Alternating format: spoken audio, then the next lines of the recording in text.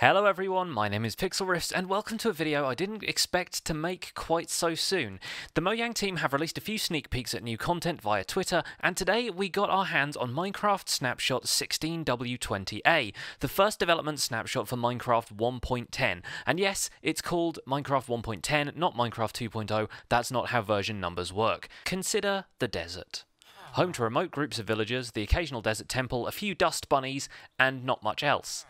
Until now. First of all, as you saw in the intro, a new mob spawns in deserts at night. It's called a Husk, and it's a variant on a zombie.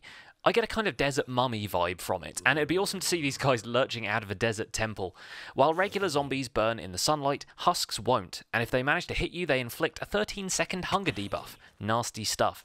The release info for this snapshot said they spawn in hot and dry biomes, so you can expect to see them spawning in Mesa biomes as well. The other change that's been made to deserts is quite remarkable, but might not be very easy to find unless you're a keen archaeologist. Dig down in the right spot and you'll find something which isn't technically speaking a fossil, but that's what we're calling them anyway. It's a huge ribcage-like structure buried underneath the sand and made out of bone blocks. If you aren't lucky enough to find one, don't worry. Bone blocks can be crafted out of 9 bone meal, placed 3x3 in a crafting table. They're also a nice cheap alternative to quartz, which I'm very happy about. Speaking of quartz, there have been a few significant changes to the Nether. First of all, Endermen will now spawn here, and Mojang has hinted that there may be a reason why they are there. Leave your theories in the comments. Next, you'll find Magma Blocks generate along with the usual netherrack. You'll find them at the edges of lava lakes, and they have some pretty unique properties. You'll take damage when you walk or sprint over them, but you won't be set alight like you would by lava or fire. You can actually avoid taking damage by sneaking, wearing Frostwalker boots, which I think is a really nice touch, by the way, or just with a fire resistance potion. One of the awesome things about this block is that mobs will still pathfind over them, so you can bring the blocks back to the overworld and potentially use them in traps, base defences or mob farms. They emit a light level of 2, and they also evaporate water source blocks placed on top of them, which could be used for some really interesting mechanics in the overworld. There are also 2 new nether themed blocks. Red nether brick, which is crafted with nether wart and nether bricks in a 2x2, similarly to how you make coarse dirt, and a nether wart block, which is a 3x3 of nether wart, but unlike other resource blocks, you can't break it back down into nether wart again right now. Remember, this is a snapshot though, so this is subject to change.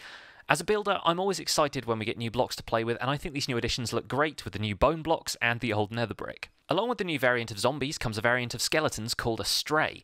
These spawn in cold biomes like ice plains, have a kind of White Walker vibe to them, and shoot arrows tipped with slowness, which they also have a chance to drop along with regular arrows. Polar bears should now spawn in snowy biomes, and I say should because I couldn't find any, and for the purposes of this video I had to spawn them in, but the behaviour is pretty much like wolves to a certain extent. What happens is if there is an adult polar bear, it will be neutral to you. If there's a cub polar bear, it will be neutral to you. But if there's an adult and a cub, the adult will attack you to defend the cub. They also drop fish and salmon, which I think is a pretty nice touch. One last interesting change for survival players, which will be familiar to Pocket Edition veterans, there's now an auto jump feature which causes you to jump up single blocks automatically, and it's always on when you start a new game. This was a little controversial when it was announced as a PC feature, but I think it's implemented really well. It even works when you sprint, and you can disable the option in the controls menu if you want to go back to the old style of jumping. Creatives and map makers rejoice. There have also been some changes to structure blocks, which were added but not particularly accessible in the 1.9 update. They now have new textures, a relatively simple GUI, and some better defined parameters, like limiting structures to a maximum of 32x32x32, and a structure void block that can be placed invisibly so structures don't overwrite existing blocks. That was kind of performed by barrier blocks previously, but now it has its own unique block. You will also find in the creative inventory some spawn eggs have been added to spawn in some of the stuff that was only previously accessible via the summon command, things like Elder Guardians and the new variants on zombies and skeletons. And that's it for this update. There are a couple of other minor things, so take a look in the video description where I've added a little bit more information about all of this stuff. Let me know what you're excited about from this snapshot in the comments and what else you might want to add to Minecraft 1.10. My name has been Pixlriffs, and I'll see you guys soon. Bye for now.